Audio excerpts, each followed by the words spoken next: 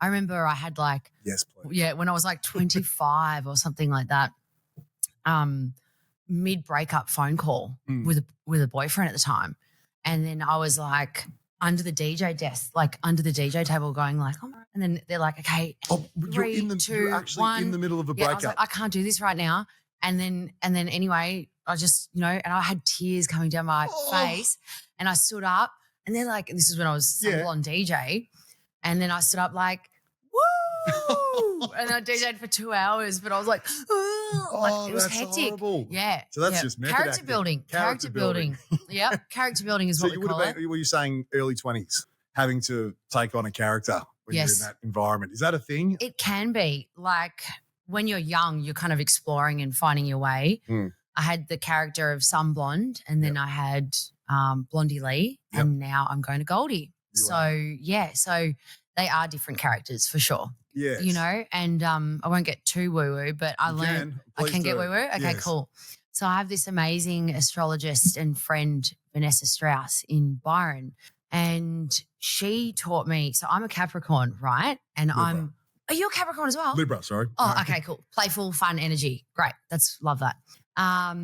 In my birth chart, I've got 5 houses in Capricorn. So I'm very Capricorn, right? But what I learned is that we actually have every zodiac in our chart. So say certain environments, my Capricorn will really come out. Right. But in other environments, my Sagittarius will come out. So you've got a place for the playful Libra, like being a bit cheeky, a bit naughty. And then, you might have whether it's, Cancer or something that's a bit more emotional or whatever, that's where you have the place to, speak that truth. Yeah. How do I figure this out? What other things I am? I've got to figure this one out. Go to an astrologist. Oh, it's so good. It'll blow your mind. It's really like when I first heard about all this stuff, I thought it was really woo-woo. But now it's actually giving me like life skills and tools to navigate, and it's really awesome. My old man's very, very into the numerology. He's very, very big on it. It's huge. Yes. But the way I think of astrology is like, it's like the weather forecast. So, when people say, oh, astrology is stupid, it's like, okay, well, would you say that the weather forecast is stupid? And it's like, no, you need to know. I'm like, okay, well, if you were going to go for a run, but you knew that it was going to be raining and hail, you wouldn't go for a run, right? It's like, yeah, okay. Well, with astrology, it's like, if you can see that, Mars and Mercury in retrograde, this is not the time to be having serious conversations with your partner or this or that or your business partner. So you're like, okay, I'm going to save that heavy conversation for 2 weeks' time. And I'm grinning at you thinking of all these times that I've seen that you've gone, don't say it. And you're like, fucking saying it. And then it just blows up. Yeah. But if you've got your little forecast, it just makes life a little easier. Well, maybe I'll just start reading it again. I'm not lost. Maybe that's the thing. It's like when you go see a psychologist, you only wait until you need to. Yeah. Don't let it get to that point. Yes. Be proactive. Be proactive with your astrology. No one listening understands how well we know each other. This is 20 years we've known each other. Wait. Well, 10 years. 10 years, right? Yes, back in high school 10 years ago when we graduated. And that's exactly. When American Pie came out, of course. Yes, that's right. Yep, exactly. Yeah. No, it's been a long time. It's a spin out listening to you. You just seem so happy, so grounded and totally. It has actually been a really bloody long time. It has. It's so weird. I remember we used to hang out like at the basketball courts and the quadrangle, that was where everything went down at lunchtime. Yes. Kev Gorgon ran that school, brother of Brian Gorgon, the Olympic coach. And wow. It was just such a madhouse. It was boxing senior secondary. Yeah. For anyone listening, it was such a, if you were lost to pick up that theme before. Totally. You just jump into Box Hill and it'll give you another chance to figure it out. I loved it. Like I was saying before that if it wasn't for Box Hill, I probably would have dropped out in year 10 because I went to Siena College, private all-girls school. Yes. Catholic, very well-to-do, and that was not me as a high school kid. And I said to my parents, I came home and I was like, I'm done. I don't want to be here anymore. And they said, we will move you to whatever school you want. Please don't drop out. I was like, all right, I will go to Box Hill Senior, and they were like, what? And I'm like, that's where I want to go. And then, do you remember the open day? Did you come to that? It was like I don't even know what you call it. It was like the first day of, what was it, initiation? I'm talking like a bikie club. Felt like we were going to a nightclub. Yeah. You know, exactly like what it felt it was like this boring school, you know, and then I left that, you know, girls' college. And then I was like, oh my gosh, what outfit am I going to wear? I've got free dress, you know, and then I'm like getting organized and I walk in like, oh my God, look at all these guys, you know. I felt like I was going to a nightclub. Every day was a party. Every day was a party. Yeah, you know? it was. Like, it was fun. It probably had something to do with my attendance record. I just wanted to constantly be at lunch or recess. Yeah. The amount of creatives in that place. I came over and saying off camera, but like Maddie goes by 360 now. Yes. There's just a long list. Like you'd walk into the dining hall or whatever it was, a canteen, and there's a rap battle going on over there. There's someone singing over there. There's a band set up over in the, what do you call it before, the quad. The quad. And then there's like, going down at the quad at 2 p.m., you know? The footballers, it's like an American bloody high school. It was. To look at. Yeah, and because in Australia we didn't really have much American culture apart from Hollywood movies. But I felt like I was in America, you know, really in the States. Like and because they had the GPA, you know, if you attend this certain amount or whatever it is, 2 point something, you're allowed to stay. Yeah. It's gone into my brain. Oh, I think mine was pretty low. Same. I didn't finish, by the way, just for the record. Oh, there you go. I don't think I got to the. I did. Well, you were doing the basketball program? Yes, I was. Yes. We weren't too big on showing up to class. It's the school of trailblazers and like earth shakers, you know, and that's why I'm not surprised that, you know, when we connected, I'm like, oh my God, this makes so much sense. And right on with Matt 360. I think the sort of the black sheep are the creatives generally, and they don't generally do well in school. I definitely didn't. You know, I really thrived after school. See, I didn't realize that like until you ask, you just don't know. And I just don't think to hey, how'd you go at school? Not good. It was funny. I was actually like today when I was getting ready, I was like, oh my God, thinking about Box Hill. And I was like, I remember I got into a fight. Did you? Yep. Who with and where? I won't say names just to, you know, but in the quad, it went down to like 2 p.m., 1 p.m. It went down in the quad. No way. Yeah. Country Road, overnight bag. Probably. Yep. And remember when you had those tracky pants, but you would cut like slits up the sides? That was a thing, you know. And I mean, that's what we did like not long ago, right? And those like boxing Adidas shoes. Now I could probably. No. Now I'm giving the age away. Yeah. Anyway, whatever. It is. Yeah. It is. Yeah. And but yeah, it was like it felt like for me, I was like open to the world. When I was at Siena, such a sheltered, like all girls school sort of situation, you know, very like stay in your lane, you know. I was like what's the weirdest shape you can think of? Oh, that's an interesting question actually. I didn't see that coming. Yeah. Things that I could draw it. Yeah. Octagon. That's octagon. Yeah. It's like an octagon into a square piece. It was just never going to happen. Oh, I see where you're going with that. You're right. That was me. And then Box Hill, it was like the world opened up to me, and I was involved in my first fight. Yeah. You just sort of came out of yourself. Oh, I came out of myself. Yeah. And but I loved it, and I had really cool teachers that were, you know, I remember I was in English and we were getting ready for like, I think VCA prep or something like this. And I said, I don't know what this is. Like, I don't know what to do. And she said, you know what? Doesn't matter. If you learn one thing, even if you fail this test or whatever, at least you learn something. Just try. And I was like, okay. And it took the pressure off me because I missed out on so much from my old school. They didn't put that pressure on you, like to be, you know, be what we want you to be. Yes. They're like, that's okay. That's where you're at. That's all right. Just learn what you can.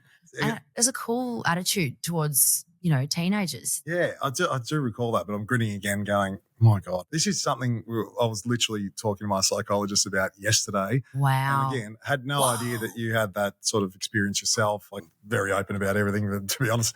I just could. We'll get on just fine. Who would have thought? You got 5 hours? Because I got 10. I got 10 in me. I just have always felt like I'm coming to things late. And that, as you were just describing that, I'm just nodding my head off my body going, yes. Sorry, you do. Around the kitchen table just going, it's 7 in the morning, let me talk. I've got a story for you, please.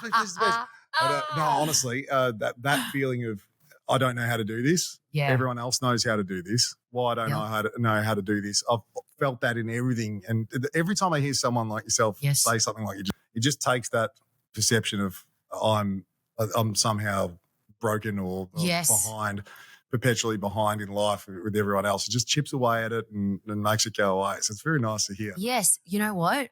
This is what I don't know for sure, but I feel most of humanity feels exactly that. You know, but everyone, whoever has the courage to say that, they're the ones that are going to break through that. But everyone who hides it like, oh no, I don't do that, I think they're the ones that struggle with it the most. It's just maybe that system that you're talking about of regular schooling and all that, it's built to do that. Yeah. Don't talk about it, just get it, or don't get it, or you're a problem. Yeah. Don't what is it? Don't test the status quo and don't, but when you're designed to sort of, be an earth shaker, ruffle feathers, you sort of feel, I think, throughout your life like, I know everyone wants me to be like this, but I don't feel that. I feel like this. And it's a weird place to be. Yeah. And then you get to, 28 and then you go through what you go through and you go, do you have ADHD? Yes. Yes, me too. As well. It's like pinball. Hilarious. Bing, bing, bing, bing, bing. Yeah, I feel like it's a superpower. It is. I had no idea I had it until 2 years ago. Yeah. Geez, it made sense of a lot of things for me. Yeah. I feel like a lot of the world has it now because of social media and, we're constantly needing stimulus. But I think when you're a creative and you've kind of always been like that, you struggled with school and stuff, I think you sort of had it from a young age. I just had no idea from a young age. I remember just sitting there going, in most things going, why can't I understand this? Yes. Look at them all hearing that, comprehending it very quickly and then just punching out 400, 500 words just very quickly and giving it back to the teacher. I'm still sitting here going, I wonder what the score is in the NBA. I know. Yeah. Avoid. Yes. Like think of something else. Yep. Yeah. When it sort of piles on and becomes overwhelming. Yes, that's the cycle, at least for me with ADHD. You were talking about how you sort of evolved and you sort of find yourself. You've had a few evolutions of how you go. When did music start for you? Was that when you were going through that sort of coming out of yourself at Box Hill? Was it before that? I don't know if they had DJ decks at Our Lady of Sion. Yes, Sienna. Yes, Sion were the enemy. Sienna. They were the enemy, Oh, right. I thought they were the same thing. God. No, Sion and Sienna were different and they were like enemies or whatever, not that I'm holding on to it. It's really funny because I was actually thinking about this yesterday. I didn't do music at school. But my mum, she just always was playing, and she's a Capricorn as well. Yep. And she was always playing such a variety of different music. And I feel like Capricorns really feel their feelings through music. And I remember being like, I'm going to say 8 years old. This is quite a weird, it's a bit of a dark memory. But I think it's kind of funny because I think it's where my music sort of started. I reckon I was about 8 or 9 and I had like a bunk bed and Dad had made me like this little curtain that went around it. Yep. So it could be like my little cubby house. Yep. And I had an old TV and I would put, now I'm really giving my age away. Go. Anyway, whatever. I was watching Braveheart. Yes. Fucking love it. They will take our lives, but they will never take our freedom. And that's what I would say to the teachers every day at school. And the age is out. Yeah. There we go. Well, what are they? The youngins are Gen something. Anyway. They're like, what's Braveheart?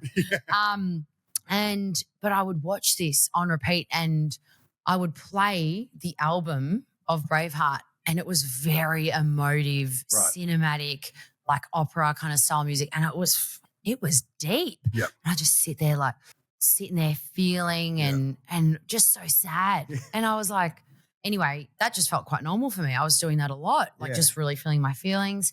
And then as life went on, I was like, wow, that was quite an interesting thing to do as an 8-year-old and 10-year-old, And then so I started like exploring more music, just listening. And then, but I wasn't playing it. I wasn't performing it. I was just listening, taking it in. Yeah, like and deeply, like really, like Enya, like really weird stuff. Sail away. If you're ever having a four-cheese meltdown, just put a bit of Enya on. Just Enya, and you're done. It'll melt away. Yeah, it's all gone, all good.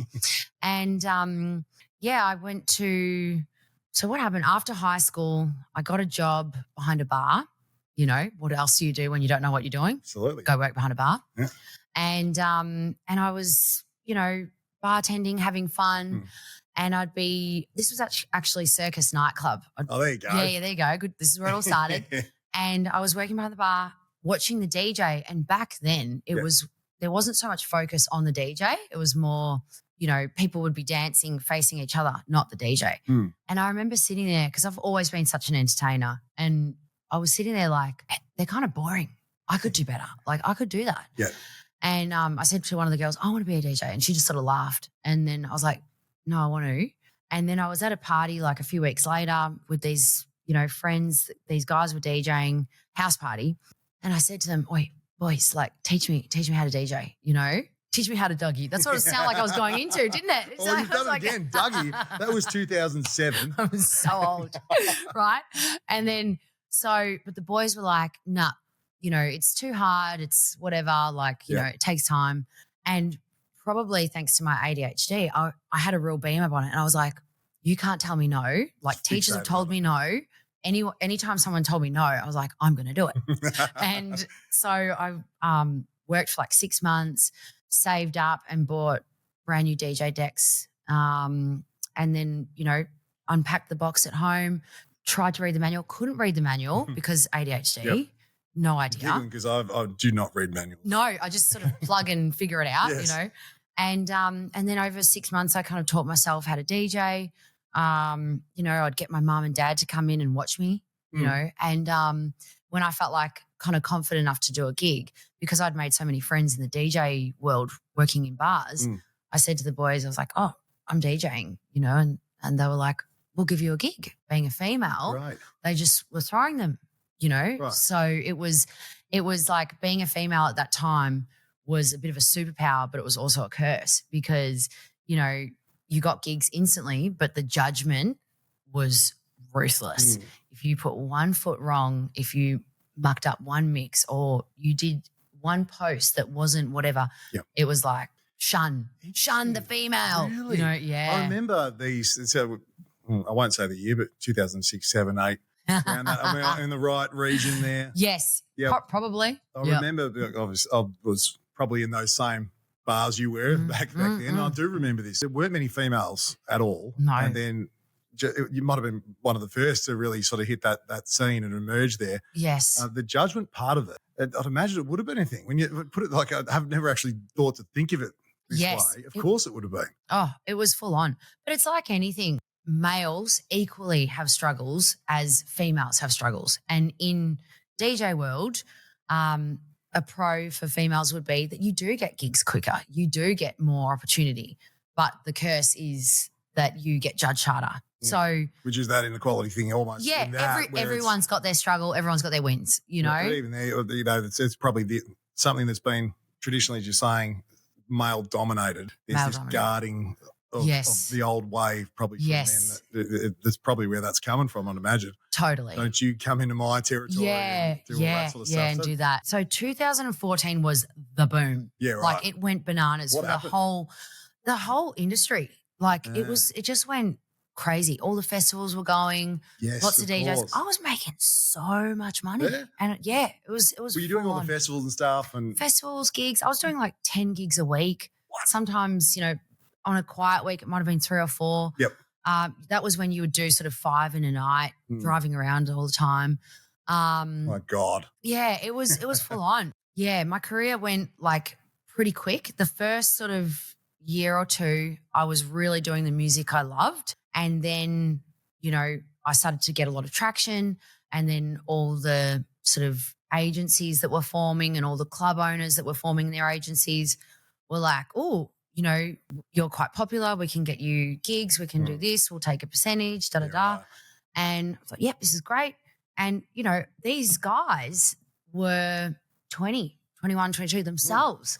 They're kids. They don't know what they're doing. This was something unique to that world that I've noticed. Even we have Danny Rance is a good mate. He comes in he's fab. He's awesome. He's so loving watching what he's doing. It is so cool. It's good, isn't it? It's really cool. And he's just coming from that nostalgic sort of, hey, I'll tell you about this place. And the fact that he can reel it off like you can, it's usually entertaining. It is. But it was like when he tells these stories, I'm looking at him going, so that would have made you very bloody young when you're saying that you did this party and you made what do you have, festivals and just took over the world. And you 21, right? Where else does that happen? You know, it was quite full on. Like, and I do believe that when you're a earth shaker or a trailblazer, you have like a little window of success.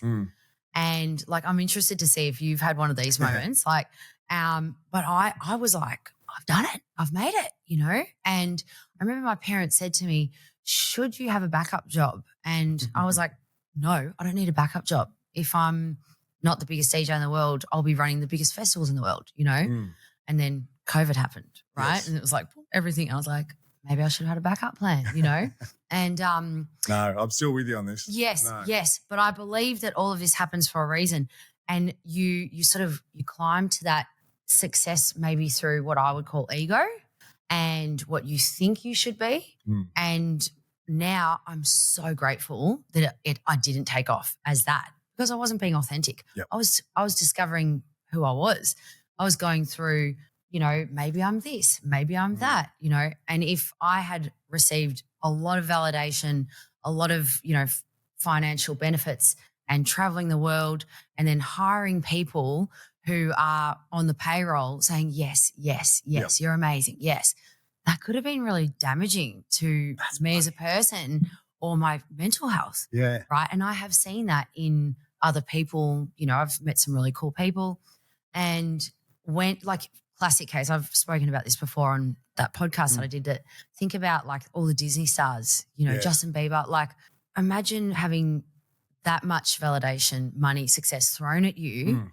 And then you're still figuring out who you are. Yes. And then you don't get to, you know, when you turn 28, you go through your little crisis, but you have space to go through it privately. Imagine being 28, millions of followers and all eyes watching you fall apart. That's heavy. It is. And I think about like my last job was as a welfare manager in the AFL and AFLW. Every single one of them. But the thing there is they don't realise it's happening until their career comes to an abrupt. That's it. Yeah. It all stops. Yeah. And then they go, who am I?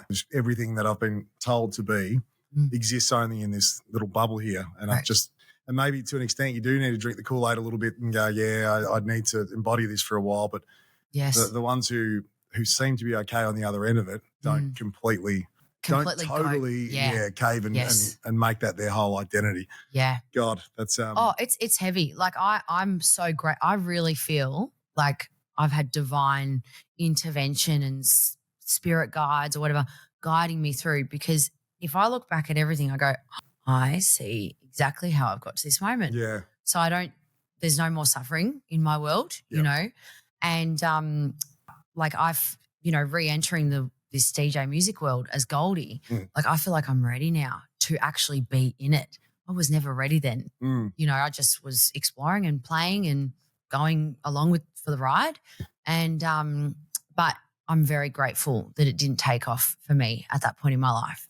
People they get to later in life and they think, what am I doing? I think that's a really cool place to be, because our culture, society, we don't have, like, if you look at Indigenous ancient cultures, they have rites of passage, right? So like, you know, the 10-year-old boy, the chief of the tribe says he's ready to become a man. Yep. And the mom's like, no, not my little baby, you know. And he's like, no, he's no longer your baby, because the mother's role is to nurture.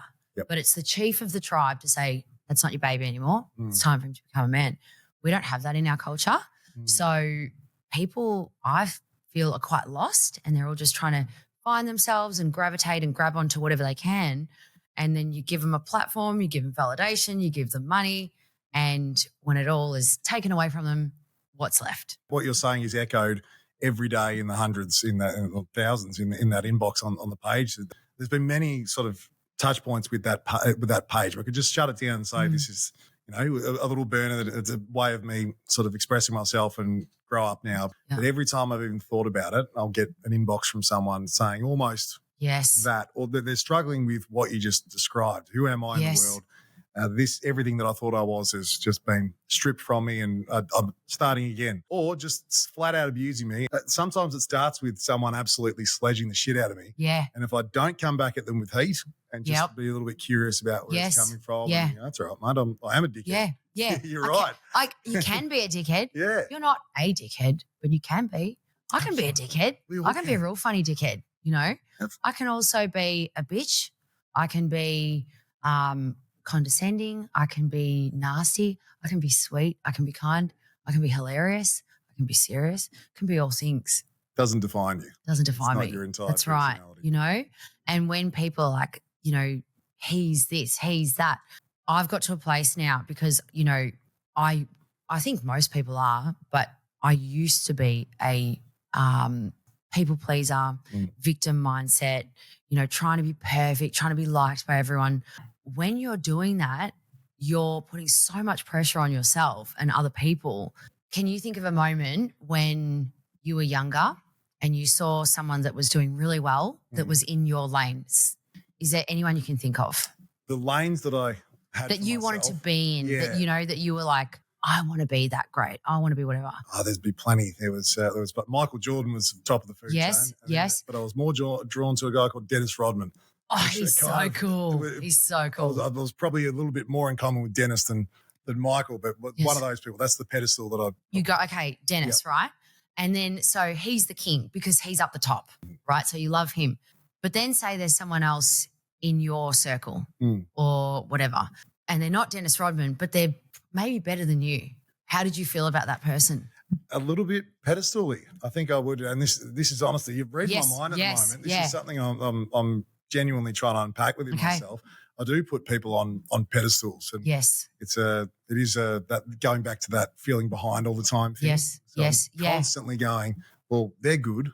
Maybe I'm good too. But there's something about them that makes them further ahead or better than me. Okay. Does that make sense? Yes, it totally does. You're talking to someone that has looked at people like that her entire life. I've done a lot of therapy and a lot of soul searching, and some tools that I picked up along the way are don't put people on a pedestal. No one. Like, I am no better than anyone. I don't look up at people and I don't look down at people. I used to look up at people like, oh my God, they're so amazing. Look at them. And then I'd like, oh, then they're no good. Don't like them, whatever. That's basically judgment, right?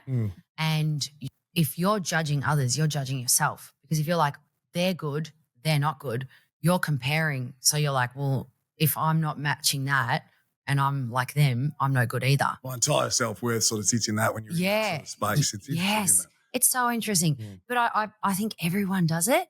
And until you have conversations around the kitchen table at 5 a.m. or you do therapy or you do this or you do a podcast and you talk about it, you pick up gold nuggets along the way and they change your life. And I've been very lucky to have a lot of these talks and meet some really cool people. And I've, taken on these gold nuggets and I've integrated them in my life. And now I'm at a place where no one can fuck with me anymore. And mainly me. I'm not letting myself get in my own way anymore. But it's like, until you've got your head right, you are your biggest roadblock, because it's you putting on a pedestal. Like, it's you putting them up there. It's you judging them. It's you projecting, going, oh, I don't like them, or whatever it is. You're doing that, Oh, absolutely. Right? I'm hanging on your every word here. Yes. It's And when I say you're doing that, I'm like, I did that. Oh, yeah. We all do that. Yes. I was just thinking about when I do it more often than not. And geez, it's just reflection mood. I was thinking about it, and it comes out when I'm interacting with people, even on the page itself. When I'm kind of being that cynical, having a go at this, having a go at that, picking this apart. And that's a big part of the identity of whatever they think that character is that I've been for so long. Yep. It's some of it's, it's all, I guess it's all a part of me, but but I'm putting shit out in the world. That is exactly what I'm doing. Yes. I'm acting like it's a parody of, and maybe there are a lot of observational things that I weave into those sort of stitch ups and piss takery of it. But it's mostly just I'm making it look like I'm making fun of this stereotype without a face or a name, but it's really it's an experience I've felt. It's something I've gone through. It's something I think about myself. Yeah. Whether it's a regret or anything else. Yeah. It's just putting it out there, and I can make fun of it there, then it's not me. Yes. And it's not me anymore. That's probably why it's been so relatable for people, because it's easier to make a joke of something else than look at yourself, you know. But that's why I think comedy is so epic. Like, it's such an art form, and that's what you're doing, you know, because when you can take the piss out of yourself and others and do it in a way that's like, it's so risky, you know, because like I really respect it. But like, I was at a comedy show, I don't know, 2 months ago, and this guy opened up and I was like, oh my gosh, like that's a bit intense. Like, I was like, I'm offended for people in here. Like, this could be bad. Yep. And I thought, and I had that little, and I was like, no. Like, stay in your lane, stay in your zone. Like, you're not a comedian. Just sit back and watch what he does, you know. He was so brilliant because 10, 15 minutes, he went so hectic where it was like, everyone was like, oh my God. And you know, people started judging and getting pretty, and he was ready for it. And people were throwing. They're probably quick to get quick in to there hate. and judge. Yeah. And it's one of those things. It sounds like you're almost alluding to there, where if you don't stick around, you're not patient enough with comedy. Yes. You lose the nuance, you lose the link. And that's like exactly what I'm doing. Make a joke of linking something that I want to take it to the most absurd, extreme place I can take it. Yeah. Clearly not being serious. Yep. And then link it to something that is really the point that I'm trying to make, which has nothing to do with that. But I'm just going to the absurdity over here. But stay with me on this journey as I take you back to it, and I'll get you there. But a joke should take you by surprise. But just stay with me. I'll bring you back to where I'm going. Yes. It's amazing. It's an art form. Like, it's incredible. Like, keep going with it. I love it. You know? It's just this constant learning thing. And it's funny because, like, I feel when people like, and this is probably why you're a natural at it, because you have gone through, you know, your darker moments, your heavier stuff. So you've danced with the darkness. You know how to kind of sort of push the boundaries a little. Light and shadow almost. Light and shadow, you know. And but what happens is when people throw hate or judgment, when you're still refining your craft, you get a bit like, oh my God, they're projecting their insecurities on you. Like, oh my God, I can't believe you said that. That's so bad. Like, you're such a bad person. And then you're like, oh my God, am I a bad person? You know, rah, rah. And then you start second guessing yourself and you're thinking, should I even be doing this? You know, identity crisis, when that right? happens, you're dead in comedy. It's dead. You're like, gone. It's gone. Or in anything, probably. Right, anything. But when you go through your trials and you work through it and you do your healing, there's nothing anyone can say, because you're like, no, like, I know who I am, and whatever you're saying about me is how you feel about yourself, but how I feel about myself is really, really great. What a beautiful so I'm going to keep going. Be. Yeah. and this is why I'm so excited to you know, connect my music and my message as Goldi and share it with whoever wants to hear it, because what I'm experiencing right now is liberation. It is amazing. It is so good. I have definitely, you know, felt shitty a lot of my life, insecure, this, that. And once you do the work, and like, you know, you do the work, but once you do it, you realize how easy it is. And you're like, oh my God, we don't have to suffer. It doesn't have to be like this, guys. So you want to share it with the world, because there's the cool story around heroes and villains. Like, every Hollywood movie has the hero and villain. And it's how a hero and a villain is made is through the same passage of pain. Right. But it's the hero that goes, I felt so much pain. I don't want anyone else to feel this. So I'm going to, you know, be in my purpose and help save the world, right? But the villain is like, I was hurt so bad that I'm going to hurt the rest of the world. So it's a choice. Yeah. You know? There's a spectrum there, isn't there? Yeah. I'm just, every time you're speaking, give an analogy, I'm going, try to place myself in that, and oh God, I've been both. Yes. Like, not the titles, but just those feelings. Yes. You know what I mean? We all have been both. And they've been drivers at different stages of, you know, years of just feeling pain. You know, I don't want anyone else to feel that pain. Yes. So I'm just going to go and think I'm going to save the world. Yes. Which is not, you learn very quick in that sort of world where you're actually there's people's lives on the line in a sense. Yes. Things like child protection and the mental health sector, you can't be there because you think you're the answer to everything. Yes. And once you become that Superman, as you put it, the hero sort of mentality, you actually lose sight of why you're doing it. Yeah. And the fact that this is about you if you're the young person and not me and those things that I'm trying to fulfill within myself. Yeah. And the thing is, our society, especially in Australia, and I heard on the a podcast the other day with Inspired Unemployed Boys talking about it. I was like, yes, go boys. This is great. They mentioned that tall poppy syndrome. It's not good in Australia. And what I'm realizing is, as an ex people pleaser and wanting to be perfect and wanting to be liked, if I said I have, aspirations, I have dreams and I'm going to achieve them, I was like, oh my God, be modest. Like, you're being a bit arrogant. I was like, oh, sorry, I'm not going to dream anymore. Like, I'll stay small. What? That's crazy. Like, it's not I'm saying I'm going to save the world. I'm the one. I'm a part of positive energy movement. There is positive and negative in the world. It's up to you what you want to be a part of, or if you just want to be a bystander. Every role's okay. It's just what you choose. Not everyone has the courage to do it. And if you can find that courage within yourself and do the work, you'll find your gold, and then you'll be so confident in what you do that nothing will stop you, and you'll share it. And it's like, would you say that's the message of Goldi? You were saying before, I'm just like, don't forget that. Because you said the message of Goldi is something you want to share with the world. Would you say what you just said then is a pretty good summation of what that is? Yeah.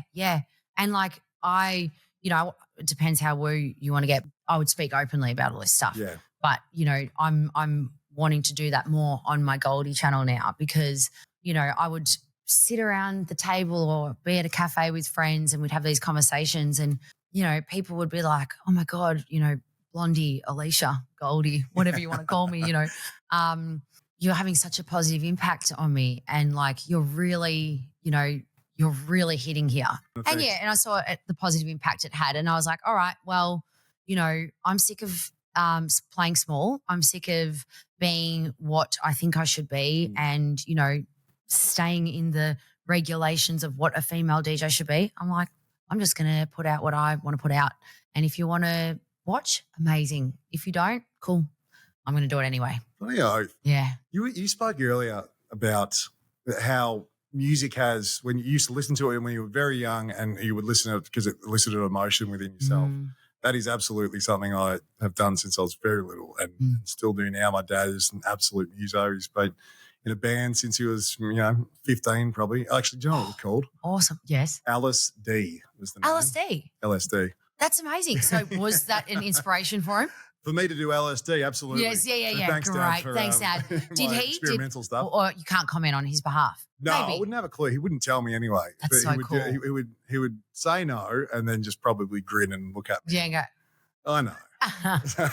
On your son? Yes. A huge muso and still is. Cool. But that feeling you were describing before is it's still as real now. Even when I'm getting ready for a podcast or something, or even just anything I'm doing in life. I don't know if you do this too, but I pick the type of music. Totally. Just because for the emotion that if I can't get that emotion, I'm just like, I know it's the one thing that can give me a different emotion like that click of a finger. When you started playing music, did you have a moment where it was like the first moment you noticed you're giving someone else that feeling as a musician? Yeah, it was pretty much instantly. I remember my first gig, I had, 6 friends come support and there was only 6 people on the dance floor. And I saw their faces looking at me Blondie, so happy. And it was sort of like a look at you do something, look at you being courageous. And they were so stoked for me. And I was like, oh, this is really cool and interesting. And then, as I would I felt like because I was doing something different. And back then I was like, I'm going to quit my job and focus on DJing. And I had so many people telling me that is so stupid. That is so this, but whatever. I wish I could do it too. I wish I had the bravery to do it too. Yes. And that was the when I sung Blondie DJ, my first, alter ego, I was so confident in her. And I was like, no one could, I've never had that confidence before, right? This was the first time in my life. And I was like, I don't care. I'm doing it and nothing's stopping me. But then it was sort of developed, I guess, on the ego and then I got crumbled. But when you have that confidence in yourself, nothing can shake you. But I think everyone gets it for a little bit and it's ego, but then you lose it and then you have a choice to play small or go inward, do the shadow work and come out the other side even stronger and just even more confident. Just coming out 18 months of that. Good on you. I'm not surprised because it was so what's your star sign? Libra. Yeah, Libra. Okay. Yeah. So I don't know, you have to look at your birth chart, but Pluto was in Capricorn for 16 years and that came out like late last year. And Pluto is the planet of death and rebirth. So a 16-year cycle for me was all of this. And it was like, so your whole life was sort of just kind of falling apart over 16 years. And then right at the end of the 16 years, it's like, all right, mate, rug is being pulled from under you. No more getting away with pretending to be this or whatever. We're not letting you do that anymore. Yep. If you're not going to do the work and see it, I'm going to take everything away from you so that you do the work and you see it. And we've just come out of that. Really? Yeah. And so everyone's got a bit of Capricorn and I think it was the cardinal signs. I was like, I can't. Anyway, I feel like whatever. I'm in a reading right now. I know. It's full on. But since COVID 2020, the world's gotten weirder and weirder. We can all agree on that. Absolutely. And everyone has been going through turmoil. And everyone that says, oh, no, not me. I'm like, oh, must be real bad over in your neck of the woods. It was like 5 years ago, wasn't it? Yeah. So I've had, I reckon, multiple, almost the exact cycle you just played out there. So I had the page probably 2 years before COVID hit. Yes. Wasn't something that I was at all taking seriously. Yes. It was just an alias and just use it to externalize whatever ridiculousness I was seeing within myself. And then, I'm coming out of a social work career. I went to start a business that was working with young people and around employment and things like that, and the vulnerable people from child protection sort of backgrounds and youth homelessness. Awesome. Not many people have jobs to give when the whole world gets locked up. So then what I've just left my whole career for disappears. Yes. So I'm sitting at home with a phone and a lot of emotion, probably a lot of negative emotion, how the world is reacting to this, and not in a way that, they shouldn't have locked us up, they should have locked us up and all that shit that people get into. I guess if I could try and pin it to one thing, I'd open my phone and the first 20 things I'd see were things by media agencies or whatever it was or big figures, and they're all trying to make us feel worse is what I noticed. And I saw, they're friends now, but people I didn't know at the time, the account was obviously piss takery stuff, but I'd pop up in comments, and this is how it exploded. This is how the whole thing became massive out of nowhere. I was getting into the comments section of like the Australian, the Herald Sun, Triple J, whatever it is, every side of whatever, and just kind of speaking like I'm speaking to you, which was not what it's like a juxtaposition. Yes. You're not expecting that from a page that looks like a Melbourne Bitter logo and what the hell's this when I go on and he's making jokes about glass table at 7 a.m. Yep. This is funny and weird. All right. And it just, it was like a flame. It ignited and it just went boom, went from, a couple of hundred people to 100,000 in a couple of months. And it was just, this burner page that no one knows who it is against the world. And, but internally it was coming from a place of, I'm very unsure of who I am anymore. I thought I'd come out of high school and never really done it. And I've years there just going, I have no idea what I'm doing. My athletic career is just blown up, as in the bad way. Yes. Can't do that anymore. Body won't do it. The world won't let me. Victim. Yep. Who the hell am I? And then the career that I've worked my ass off, just that's up in flames. Yes. We couldn't have seen that coming. And this thing that was right under my nose, which is essentially me, which I've, when you go through high school saying you're not what you should be in the world and thinking that about yourself. I'd never let this side of me out, what you're seeing now. And this, whether it's, absurdity and piss takery that is then countered by quite serious stuff. And I do get into the weeds. I'd never do that in the world. I was so scared of it being taken from me. And as you said before, the rug pulled out from underneath me. Like I don't have anything to fall back on. I have to fall forward. I only got one choice here. I just have to keep rolling forward and find the next. So I tried with football, and I think you were talking about before the ego. Yeah. So I just couldn't. I had this fork in the road moment where my friend Travis said it was convincing me to come in and coach. Like, we've got a whole bunch of basketballers here. Women's football was just coming into this under 18 state level stuff, and it was brilliant. And he goes, I don't know how to teach these basketballers how to play. That was me. I was basketball, footy. Like, please just come down. You're social. You do all this stuff. Just do it. It was either. I just remember thinking I want to do that but it was all about unfinished business about my own athletic stuff. I want to do that, but I do have this other thing that I feel like I'm just starting to. Like you're saying you're doing now, come out of myself with this 28 stuff. If I do that, I'm going to have to get rid of that. I don't know. So I didn't do either. Like I did both. Yeah. So I did. I went in football. I had 5 years of like very, very quick success up to getting into AFL level. And I just kept the 28 stuff sort of going in the background. But internally that was, I'm going to push my own identity away again and be whatever I wasn't that first time I tried to get into the sporting world and be what they wanted from me. Does that make sense? Yeah. Yep. The best thing / hardest thing that ever happened was that career going up in flames. Yes, absolutely. Totally. It wasn't COVID or wasn't anything. It was it was a year that was just a fucking nightmare. Where, I left the Dogs and I got offered a job within the AFL ranks. I'm just digressing here a little bit. Yes, that's good. Keep going. I love it. I light up around this. I got tapped on the shoulder. There's a head coaching job, and it was at the place that I started at, which was that under-19 state level. It was a great head coach, coaching the women's team at the Eastern Ranges, out from where we're from. Yes. Eastern Ranges, yep. You know Robbie Ross? Yes. He's very like good a family player. friend. Yeah, Robbie's gun. Yeah. He's like one of the best rucks in the Eastern. He is awesome. Ever. But I went through this whole job interview process and got the job. Like, it was the first time in my life I've gone, just thinking, this is it. I've put so much into it because I knew if this doesn't come off in footy sense, I don't know where I'll go from here. I'm not quite sure. Yes. So I got the job, off the job, and congratulations, and went and celebrated with my family and everything. And they called me back in a couple of days later to AFL House and sitting there with HR, the hiring crew, the coaches and stuff. Oh, this HR wasn't there last time I was here. And they're kind of the integrity department and all that sort of stuff. And by the way, none of them did anything. It's not their fault. Yep. They're wonderful people at the AFL. I give them a lot of shit on the other podcasts, but none of it I actually mean. Okay. They're all great, they're all great people. Good fun. Yeah. Yes, but it was quite funny. It was, on reflection, but at the time, hectic. My life flashed before my eyes. I went, what is your relationship with the internet? Oh my God. It's like you're back in the principal's office and you're like, what were you doing on Friday night at the shopping centre? It was just like I felt I could have thrown up. I don't know. Did you not know that, Ed?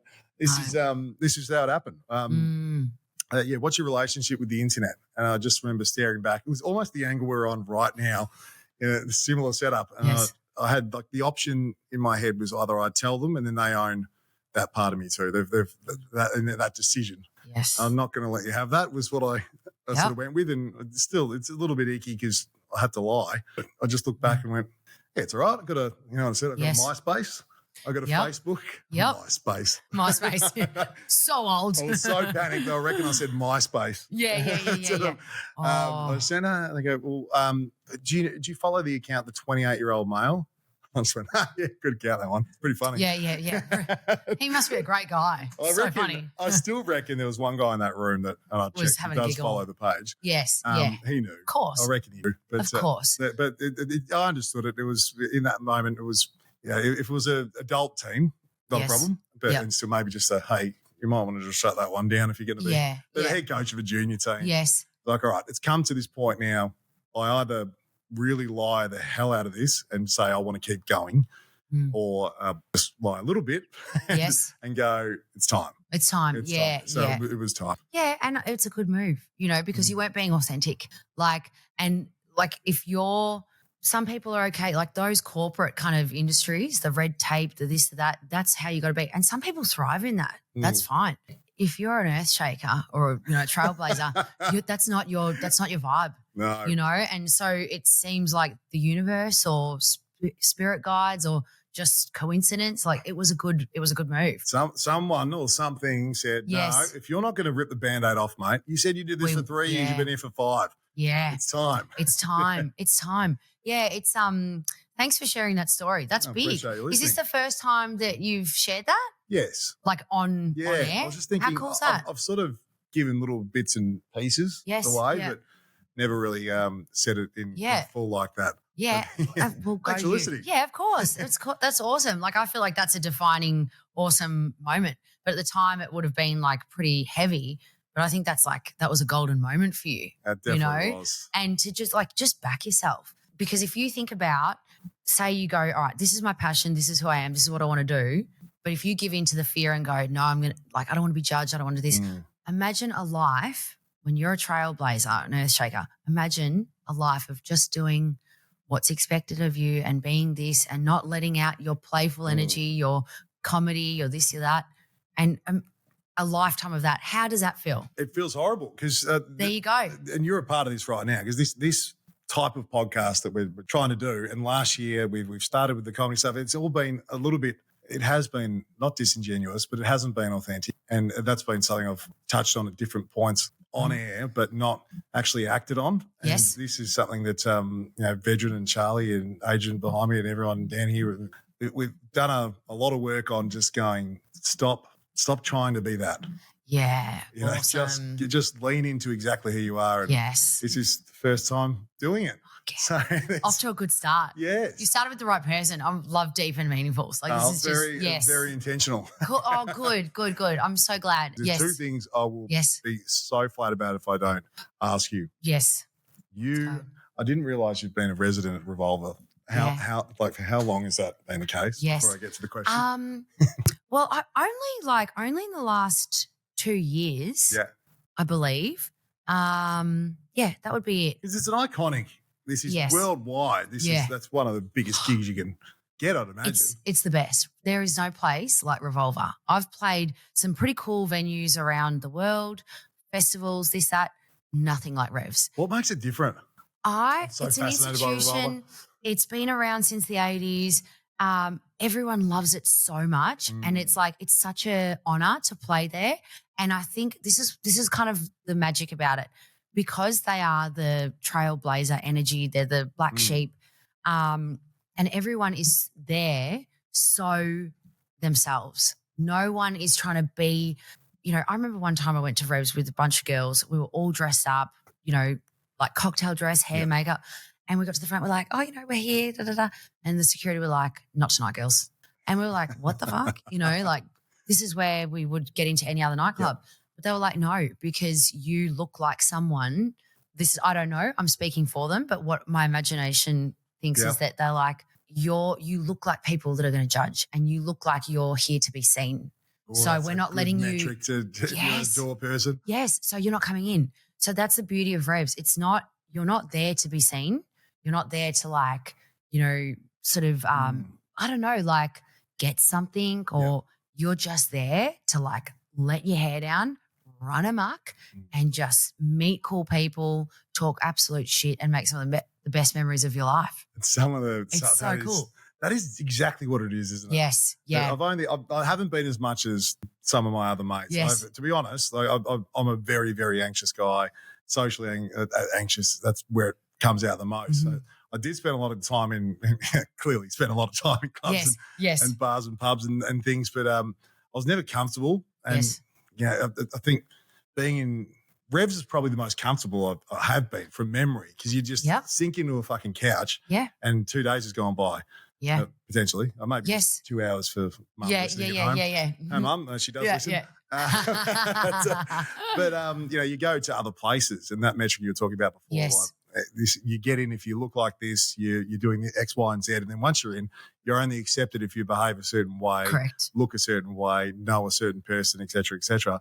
That's, I think, that played a huge part, I think, in that pedestal thing we were talking about before. Yes, yeah. My psychologist, Alana, listening. Go, Alana. Good work, Alana. Smashing it. Absolutely. Yeah. But, here you are showing up and sharing. So she's obviously a huge part doing a great job together. It's cool. But those sort of situations, it played a huge part. So that pedestal thing where I'm putting people up on it and whatever, it's like the most, what's the word? Amplified place for that. Everything that would trigger me or make me feel, Jesus, I'm uncomfortable in my own skin, plays out in a nightclub. Yes. Like you were the opposite of what you're describing with Revs, over and over again. Yes. I was thinking about this yesterday when I was thinking, what would I want to talk to you about? Plenty, but there's one thing that I'm curious about as well. Like we sort of touched on it earlier, but when you're behind the decks, is it a different feeling to being out within the crowd? Does that sort of give you a barrier? I guess to get a bit woo again. Yes. Yeah. It's I feel like I'm an energy, like a frequency healer, you know, because sound is energy and it's frequency. So the thing is, when you go to Revolver, it's so, it's like when you first walk in, the security guards and all the diehard punters are at the front. Yep. And they're like, are you here to represent Revs with love and credibility? How good's that? And you're like, so you sort of like, I've played in front of 10,000 people and I'm like, let me at them. Yeah. Like, no fear. I go to Revs and I like every time I play, I get like this butterflies and like my heart's fluttering for 5 minutes. And then I go, oh yeah, I got this. 17 years you've been DJing, right? Because they care so deeply. You don't want to disappoint, you know? And then they go, oh, yeah, you are good and you do care and you do respect this place. We love you. You know, you have our love. And so that's really cool because people that go to Revs, they protect it with their lives because there's no place like it. Every nightclub you go to, it is to be seen and it's this and it's that.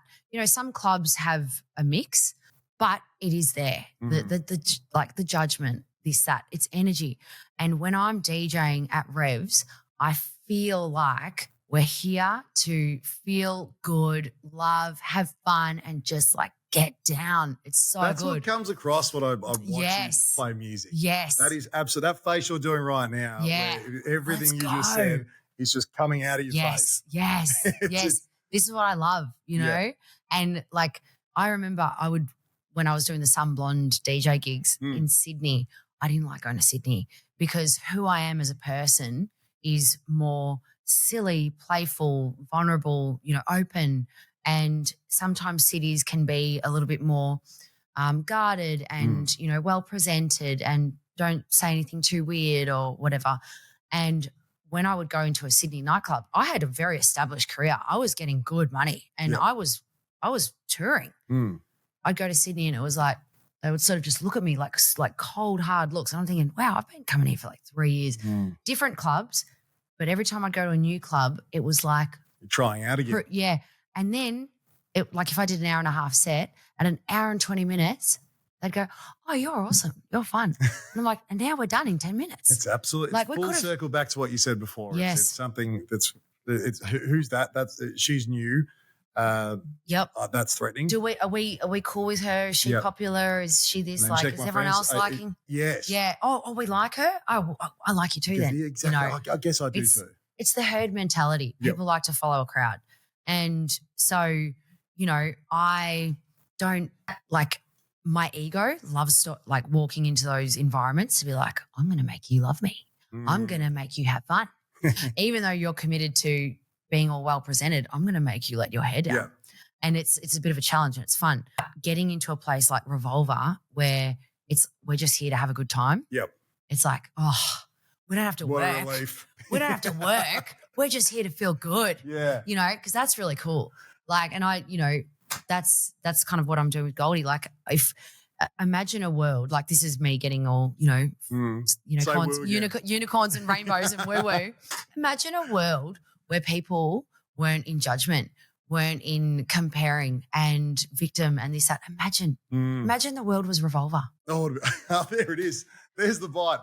Imagine the world was Revolver. And that's what all of it's about.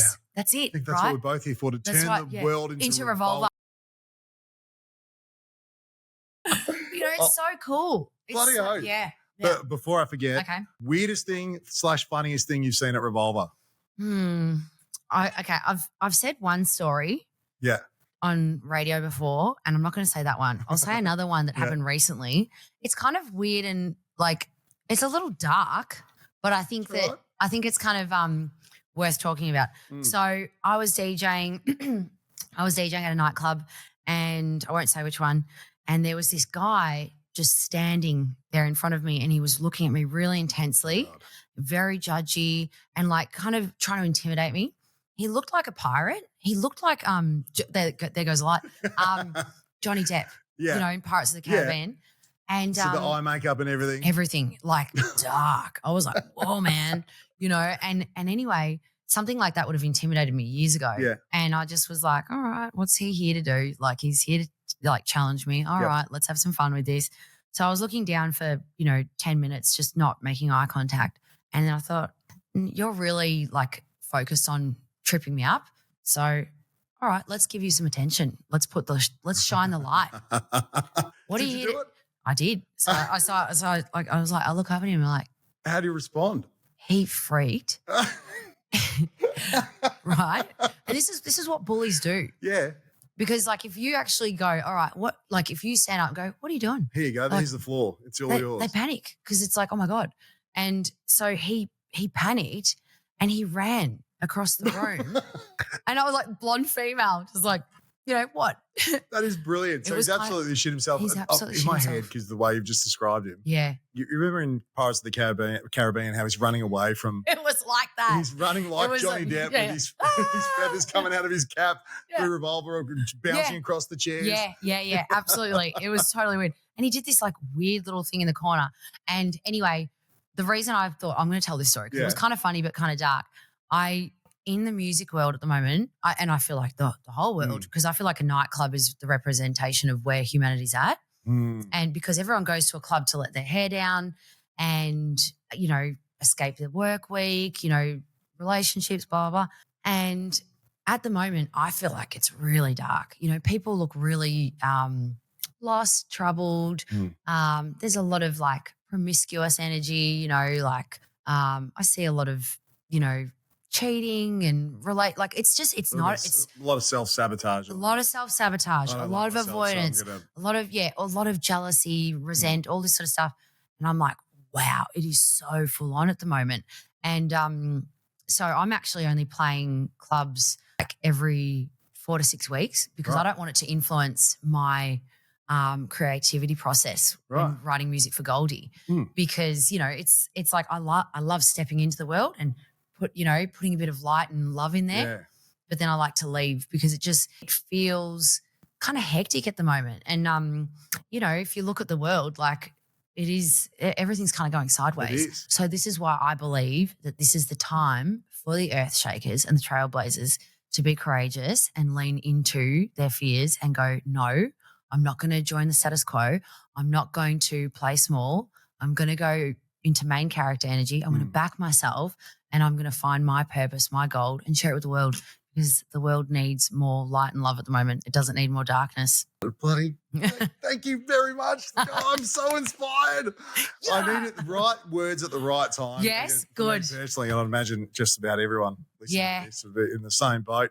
Thanks. Everything you've said today is, and just so everyone knows, we have barely spoken about what we're going to speak about today. This is just completely off the cuff from you. Can I read your message? Yes. Because I think it was really cool. And I think, how I lost what I was talking about before? Oh, did you find it? Nah, not really. But I know I'll be thinking tonight, 9:00. I'm like, I thought of it. When we post this podcast, we'll go, if you remember it. Yes. And by the way, if you listen, this is what it was. Yeah, okay, deal.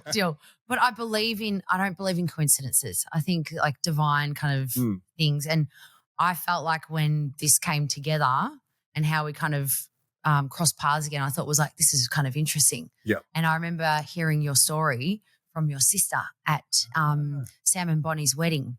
And she told me and I was like, oh wow. And that's how, we sort of started chatting. Yeah, right.